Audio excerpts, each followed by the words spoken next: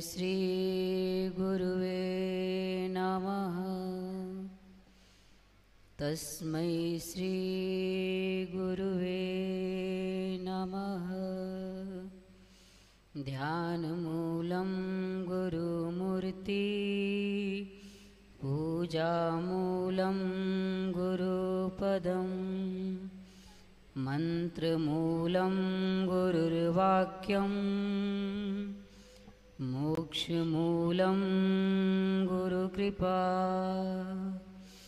गुरुकृपा हि केवलं, गुरुकृपा हि केवलम्। रामलला महोत्सव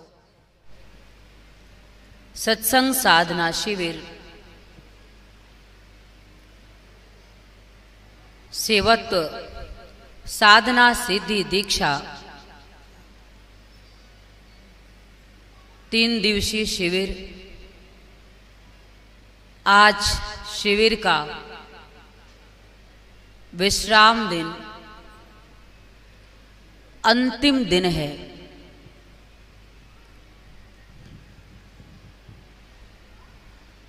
प्रारंभ से लेकर और अंत तक सद्गुरु का सिर्फ एक प्रयास कि जीव उस ब्रह्म को स्वयं में धारण करे, क्योंकि ब्रह्म को ब्रह्मानंद कहा गया। आनंद की परिभाषा, ब्रह्म आनंद को जीव धारण करे तो ही इस संसार में आनंदित हो सकता है। इसके लिए गुरु को माध्यम बनाते हुए स्वयं की यात्रा पे निकलना है आपको।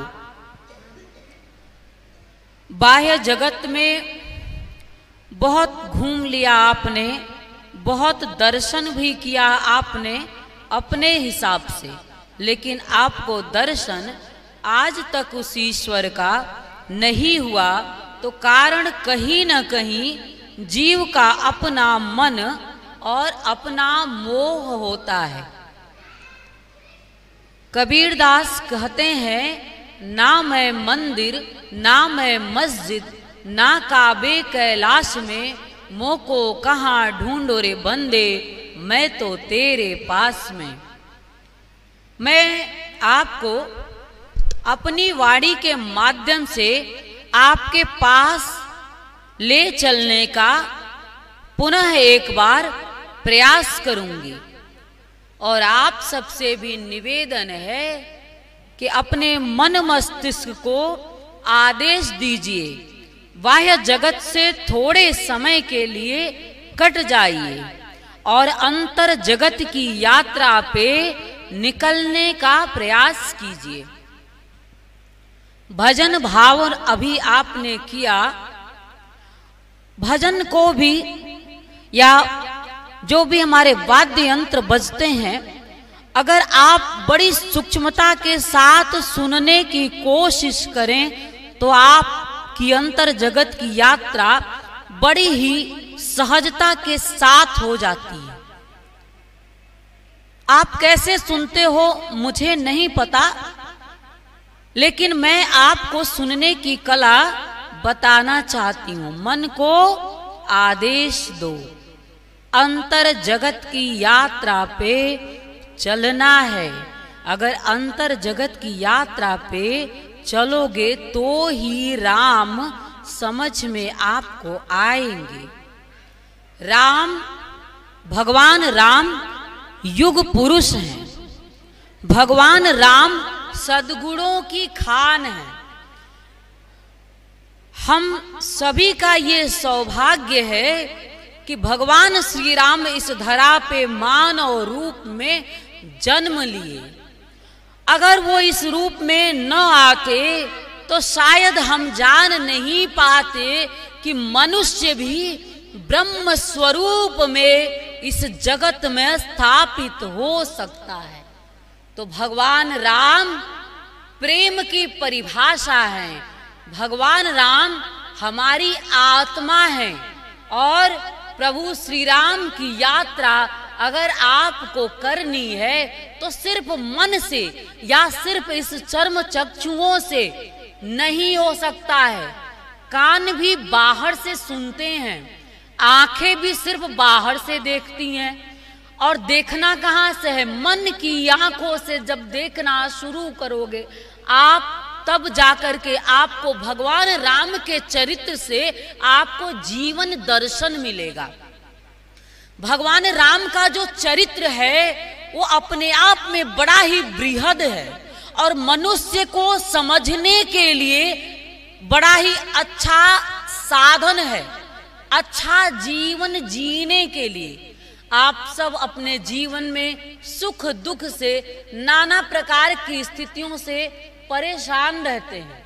अगर भगवान राम के जीवन को आप अपने समक्ष रखें और सिर्फ उनसे सीखने की कला में आए तो आपको उनसे एक विराटता का दर्शन होता है। राम को समझना और राम को धारण करना, और धारण करते हुए उनके बताए हुए मार्ग पे चल पड़ने वाला व्यक्ति ही सिर्फ राम को समझ सकता है। मानस की चौपाइयां पूरा जगत गा रहा है, बहुत लोगों ने कंठस्थ कर लिया है और इसका अहंकार भी सामने आ जाता है कि रामचरित मानस मुझे कंठस्थ है, गीता मुझे कंठस्थ है।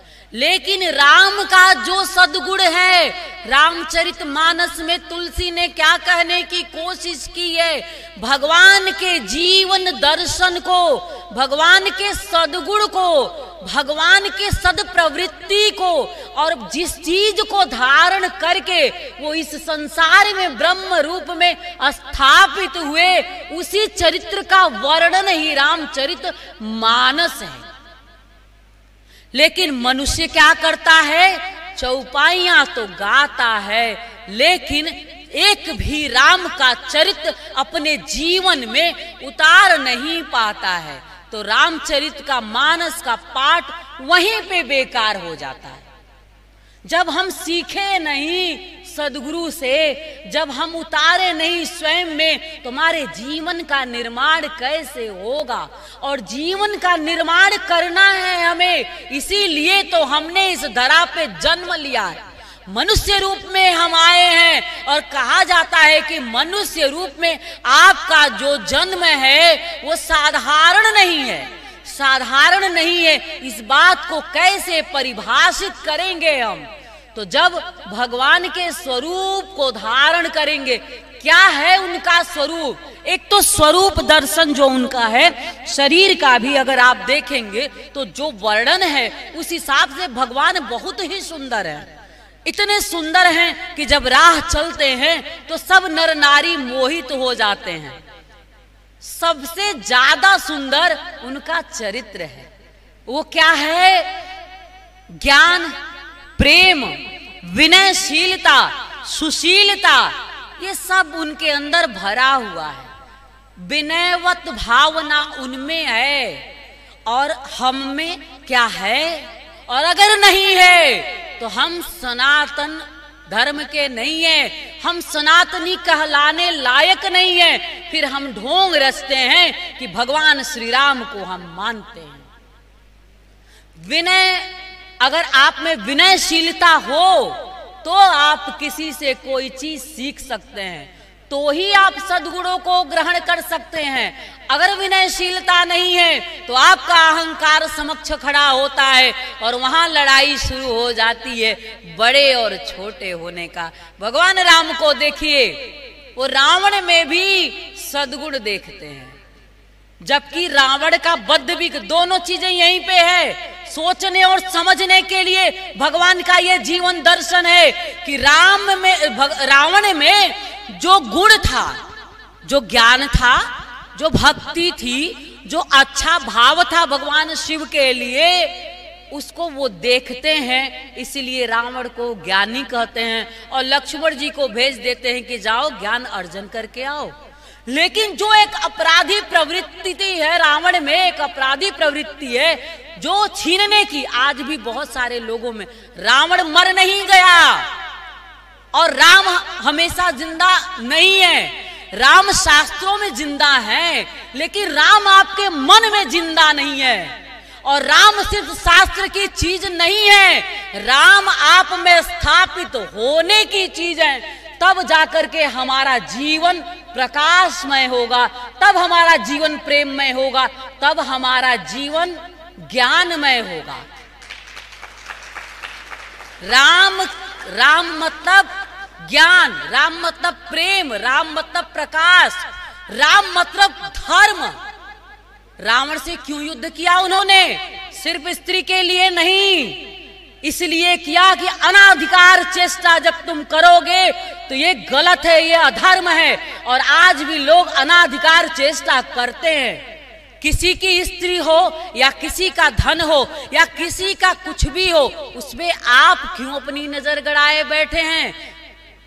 ये रावणी, यही राक्षसी प्रवृत्ति है, यही रावण की प्रवृत्ति है कि वो चाहता था कि पूरे संसार में सिर्फ मेरा ही राज्य होना चाहिए। ये गलत है और ऐसी धारणा मनुष्य में नहीं होनी चाहिए। 1 लाख पूत 1.25 लाख नाती तारावण घर दिया न बाती। इतना धन इकट्ठा किया, इतना मान सम्मान इकट्ठा किया। कहा जाता है देवी देवताओं को भी अपने घर में ला करके झाड़ू पोछा करवाने लगा, पर मिला क्या? अंततः तो विनाश ही हुआ, अपना भी और कुल का भी। और राम ने क्या किया? वो अधर्म को स्थापित करना चाहता था, इसलिए समाप्त हुआ। और राम धर्म को स्थापित करना चाहते थे, इसलिए ब्रह्म स्वरूप में इस संसार में पूजे गए। आपको इस कहानी, ये कहानी है, ये भगवान का जो जीवन दर्शन है वो हम सबको समझने और समझाने के लिए है। जो ब्रह्मवाणी में उस प्रभु ने कहा है, न राम रावण का युद्ध हुआ, न महाभारत हुआ, ना ही राम रावण का युद्ध जो हुआ वो संसार को समझने के लिए। रास रचता हूं मैं, किस लिए? दिखाने के लिए, बनाने के लिए, रहस्य समझाने के लिए। और उससे आपको सीखना क्या है? उसी से जीवन दर्शन आपको लेना है, सीख करके अपने जीवन में प्रकाश भरना है। तो एक रावण है और एक राम है। आज भी रावण आप में जिंदा है। जब जब दुष्प्रवृत्तियों को आप धारण करते हो, जब जब आप किसी का बुरा चाहते हो, जब जब आप अनाधिकार चेष्टा करते हो और जब जब आप सिर्फ संसार के लोभ में आते हो, तो आप में रावण जागृत हो जाता है। ऐसे मन का त्याग करना है, स्त्री हो या चाहे पुरुष, ऐसे मन का त्याग करना है। और राम का, भगवान राम का जो सद्गुण है, उनका शील, उनका त्याग। आज भाई भाई, जरा देखिए जरा क्या होता है आज। भाई भाई एक दूसरे से इतना लड़ते हैं टुकड़े के जमीन के लिए कि एक दूसरे का कत्ल कर देते हैं। एक भाई चाहता है मैं पूरा हड़प लूं और दूसरा भाई चाहता है कि मैं ही क्यों ना हड़प के राजा बन जाऊं। मरेंगे दोनों, जाएंगे अंतिम में शमशान पे ही। वहां पे क्या बचेगा? राख। कभी किसी को ज्यादा अहंकार आ जाए अपने धन का, अपने मन का, अपने स्वरूप का, तो बस शमशान के चक्कर लगा लेना, कुछ समय के लिए तो सुधर ही जाओगे। समझना बहुत जरूरी है जीवन की। अगर समझ गए तो कभी निराश नहीं होगे, कभी हताश नहीं होगे, कभी उदास नहीं होगे, क्योंकि भगवान की शक्ति आपके पास है। अपने सद्गुण के माध्यम से उन्होंने धर्म की स्थापना की है। तो त्याग की भावना जरा देखिए। एक भाई भरत हैं, उनमें भी त्याग ही त्याग भरा हुआ है। यहाँ लोग छीन करके राज्य करना चाहते हैं, उनको राज्य मिला है तो भैया भैया कह करके चरण हिला करके, चरण पादुका ला करके रख लेते हैं और पूजा करते हैं भैया की। ऐसा भाई इस संसार में कभी किसी को मिलेगा क्या? अगर मिल जाए, अगर राम राम है तो राम से थोड़े भी कम भरत नहीं है। यहाँ पे इतना सुंदर भाव यदि भाई में हो तो घर बसता चला जाएगा। पर आज संबंध की परिभाषा बदल रही है। फिर हम क्यों कहते हैं कि हम सनातनी हैं, हम भगवान राम को मानते हैं? क्या मानते हैं? क्या मानते हैं? प्रेम तो सीखा नहीं, ज्ञान तो सीखा नहीं, भक्ति तो सीखी नहीं, उपासना तो की नहीं, साधना तो की नहीं। वो उनको देखिए जरा, युद्ध करने के लिए जा रहे हैं, फिर भी रामेश्वरम में बैठ करके भगवान शिव की उपासना करते हैं, साधना करते हैं। आप कहते हैं साधना करने से क्या होता है? कुछ ऐसे मूढ़ व्यक्ति भी मिल जाएंगे इस संसार सागर में, कहते हैं साधना पूजा करने से क्या मिलता है, क्यों जाते हो यहाँ पे? अरे तो तुम कहना ही बंद कर दो, तुम मनुष्य हो, तुम राक्षस ही हो। अगर ऐसा मन लेकर के जीवन यापन करते हो तो ऐसी प्रवृत्ति को जो धारण करता है वो राक्षस व्यक्ति है, तभी ऐसा विचार कर सकता है। नहीं तो आप भगवान को, उनके पास क्या शक्ति की कमी थी? क्या उनके पास क्षमता नहीं थी?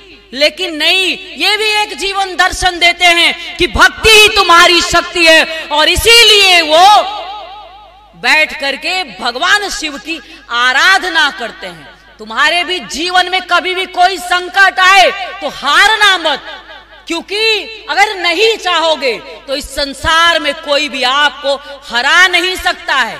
अगर जीतना ही चाहोगे तो मन ही आपको जिता देगा। पर साथ ही इसमें सद्गुरु चाहिए, क्योंकि तुम्हारा ओज यही है, सद्गुरु। तुम्हारा तेज सद्गुरु है, तुम्हारी शक्ति, तुम्हारी ऊर्जा सद्गुरु है। क्यों? जब निराशा आती है, निराशा मतलब क्या है? निगेटिव, नकारात्मक ऊर्जा का जन्म आप में होता है। उस नकारात्मकता को खत्म कौन करेगा? सद्गुरु करता है।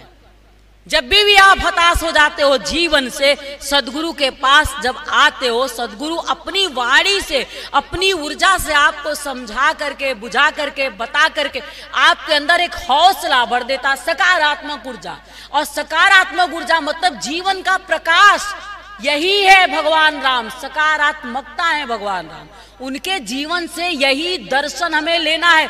नाना प्रकार की विपरीत परिस्थितियों में भी भगवान राम ने मुस्कुराहट नहीं छोड़ी है। और हमारे जीवन में थोड़ा सा उतार चढ़ाव आता है तो हम लोग एकदम ऐसे निराश होते हैं कि जैसे मृत्यु अभी समक्ष खड़ी है। इतना क्या निराश होना? संसार की परिभाषा ही जब समाप्त होने की है तो इतना क्या निराश होना, इतना क्या हताश होना? बस प्रयास करना जीत जाने के लिए। और जानते हो, मानस में हमेशा सर्वस्व को धारण करो, मानस में हमेशा ईश्वर को धारण करो, मानस में हमेशा सद्गुरु को धारण करो, क्योंकि जो आप धारण करते हो वही आप अर्जन करते हो। साधारण व्यक्ति के व्यवहार से प्रभावित होगे या साधारण व्यक्ति के व्यवहार को धारण करोगे मन में, तो तुम टूट जाओगे, तुम बिखर जाओगे। साधारण व्यक्ति देने के योग्य कुछ है ही नहीं। अगर कोई दाता है तो सिर्फ भगवान है, और भगवान साकार स्वरूप में सद्गुरु है। निराकार ब्रह्म की उपासना बड़ा ही मुश्किल है आपके लिए, क्योंकि आपकी दृष्टि वहां तक नहीं पहुंचती है कि निराकार ब्रह्म की आप उपासना कर सको। इसीलिए साकार स्वरूप में प्रभु बार बार आते रहते हैं, कभी भगवान राम के रूप में, कभी कृष्ण और कभी बुद्ध महावीर के रूप में, और नाना प्रकार से ऋषि सद्गुरु संतों के रूप में इस धरा पे वो आते रहे। तो कारण सिर्फ इतना है कि जीव का वो उद्धार चाहते हैं। आप भी अपना उद्धार चाहते हैं तो मैं आप सबसे यही बात कहना चाहूंगी कि सद्गुरु के चरण शरण में जाते रहिए। बिना सद्गुरु के आपके जीवन का कल्याण नहीं है। भगवान राम ने भी अपना कल्याण चाहा, इसीलिए आप कह सकते हो, ये विचार करने की बात है कि भगवान राम को सद्गुरु की क्या आवश्यकता थी। हम संसार में किसी पद और प्रतिष्ठा पे जब बैठ जाते हैं तो हम यही सोचते हैं कि हमें भोपाल में एक व्यक्ति ने ये प्रश्न भी किया था, मेरे पास तो कोई अभाव ही नहीं है तो मुझे सद्गुरु की क्या आवश्यकता है। तो भगवान राम के जीवन को देख लीजिए, भगवान कृष्ण के जीवन को देख लीजिए, कोई अभाव था? कोई अभाव था क्या?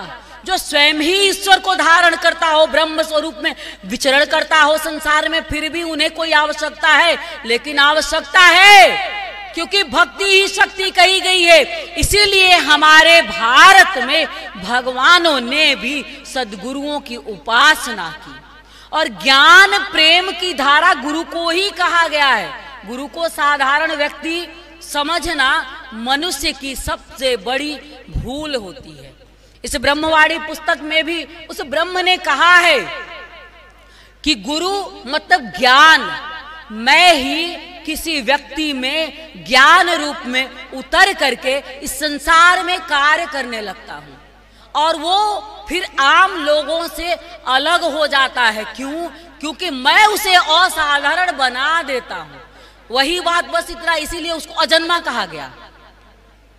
किसी भी उम्र में आपके अंदर वो जन्म ले सकता है, उसे बस धारण ही तो करना है। आपको बस पुकार करनी है और वो आपके अंदर जागृत हो जाएगा।